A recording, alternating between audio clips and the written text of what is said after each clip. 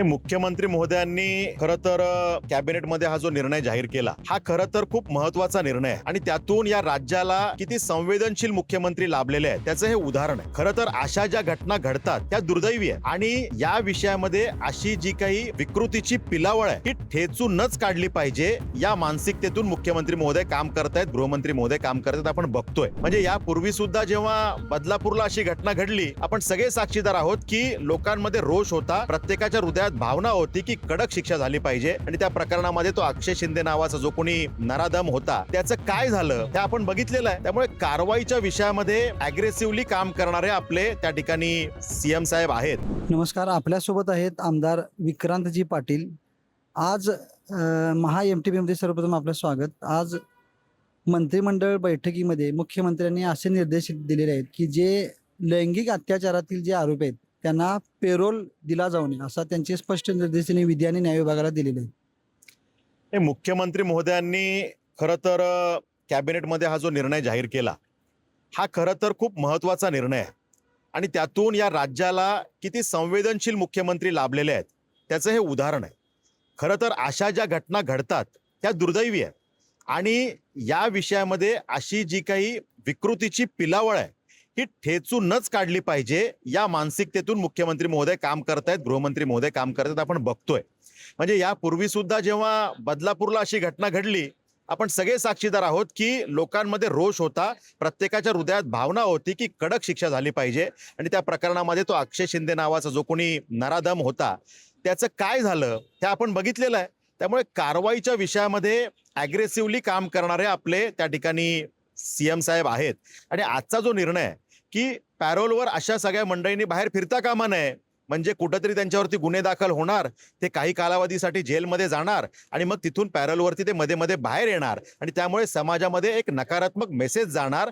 अशा पद्धतीचं वातावरण होऊ नये यासाठी यांच्यावरती कडक कारवाई व्हायला पाहिजे आणि म्हणून त्यांना पूर्ण काळ तुरुंगात ही मंडळी सडली पाहिजेत. अशा प्रकारची ही कारवाई होणं गरजेचं आहे आणि म्हणून पॅरोलवर त्यांनी बाहेर त्यांना येता येऊ नये यासाठीच्या मुख्यमंत्री महोदयांच्या ज्या काही सूचना आहेत हा निर्णय खरं तर खूप महत्वाचा आहे आणि या निर्णयाने जे काही व्यथित झालेली जनता आहे त्यासाठी म्हणजे या सगळ्या घटनेमुळे नसरापूरच्या घटनेमुळे व्यथित झालेली जी जनता आहे त्यांच्यासाठी हा एक आशेचा किरण आहे की कशा पद्धतीनं सरकार चांगल्या पद्धतीने या विषयात काम करते, मुख्यमंत्री महोदय कशा पद्धतीनं चांगलं काम करतात.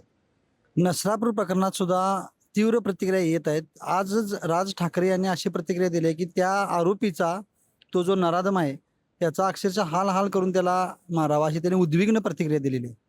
नाही, खरं तर समाजाच्या प्रत्येक घटकातून अशाच प्रकारची उद्विग्न प्रतिक्रिया येते. मग आमचा सामान्य एखादा नागरिक असो, आमची मायमाऊली असो किंवा राजकीय नेते असो, सगळ्यांची भावना जवळपास सारखी आहे आणि अशा प्रकारचे नराधमच आपण यांना म्हणतो, विकृती म्हणतो, अशांना ठेचूनच काढलं पाहिजे ही आपल्या सगळ्यांची भावना आहे आणि आमच्या सगळ्यांचीच आमदार म्हणून माझ्यासारख्या कार्यकर्त्याची भावना आहे की यांना भर चौकात फाशीच दिली पाहिजे. पण लोकशाही आम्हाला ती परवानगी देत नाही. काही नियम आहेत त्यानुसार ते करता येत नाही. करता येत असतं तर ते केलं असतं पण ते करता नियमाने येत नाही. पण मग नियमाने जे काही आपल्याला जास्तीत जास्त करता येतं, फास्ट ट्रॅकवरती हे निर्णय घेणं, कोर्टात फास्ट ट्रॅकवरती हे निर्णय घेऊन याचा निकाल लावणं आणि यांना फाशीच्या फंद्यापर्यंत पोहोचवणं, यांना फाशीच होईल अशा प्रकारची शिक्षा करण्यासाठी जे काही सरकार म्हणून ताकदीनं करावं लागेल ते करण्याची मानसिकता असलेले आपले गृहमंत्री आणि मुख्यमंत्री आहेत. त्यामुळे तशा पद्धतीने हे काम करतायत.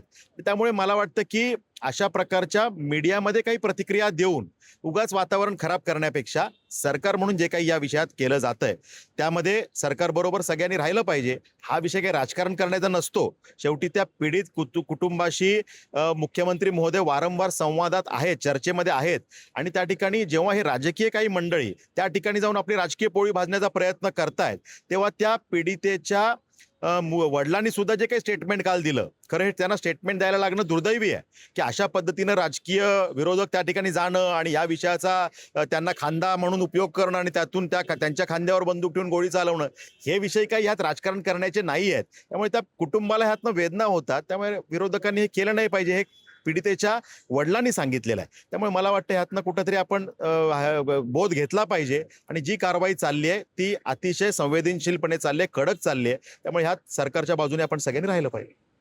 विरोधक सातत्याने या विषयात मुख्यमंत्री देवेंद्रजी फडणवीस यांना टार्गेट करत आहेत. पण आजच्या या मंत्रिमंडळाच्या बैठकीत त्यांनी दिलेल्या निर्णयामुळे विरोधकांना एक किंवा एकंदर जनतेला एक चांगला मेसेज गेला असं वाटतं?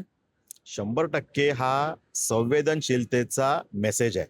मुख्यमंत्री ज्यांनी या विषयात कारवाईला तात्काळ सुरुवात केलेली आहे, पोलीस डिपार्टमेंट ताकदीनं या विषयात काम करतंय, तसे निर्देश ऑलरेडी केलेले आहेत आणि त्यात सुद्धा आज कॅबिनेटमध्ये असा निर्णय होणं की ज्यात अशा नराधमांना लैंगिक शोषण करणाऱ्या विषयामध्ये पॅरोलची कुठली तरतूदच नसावी, अशा प्रकारचा निर्णय जेव्हा होतो तेव्हा हा संवेदनशील निर्णय आहे. विरोधकांचं काम आहे, त्यांना त्यांची दुकानं राजकीय उघडी ठेवायची आहेत, चालवायची आहेत. त्यामुळे असं काहीतरी बडबडत त्यांना राहावं लागतं आणि त्यामुळे राजीनामे मागणे वगैरे हे कॉमन आहे आणि त्यांचा तो विरोधकाचा धर्म आहे, त्यानुसार ते काम करतायत. माझ्यासारख्या कार्यकर्त्याला एवढंच वाटतं की राजकारण करायला बरेचसे विषय आहेत, त्यात राजकारण विरोधक करतातच, पण किमान अशा गंभीर सेन्सिटिव्ह विषयांमध्ये ज्या भावनेशी जोडलेले विषय आहेत, प्रत्येकाचं हृदय पिळवटून टाकणारे जे हे विषय आहेत, यात तरी किमान राजकारण होता कामा नये अशी आमची भावना आहे. विरोधकांना ती भावना समजेल अशी अपेक्षा आहे.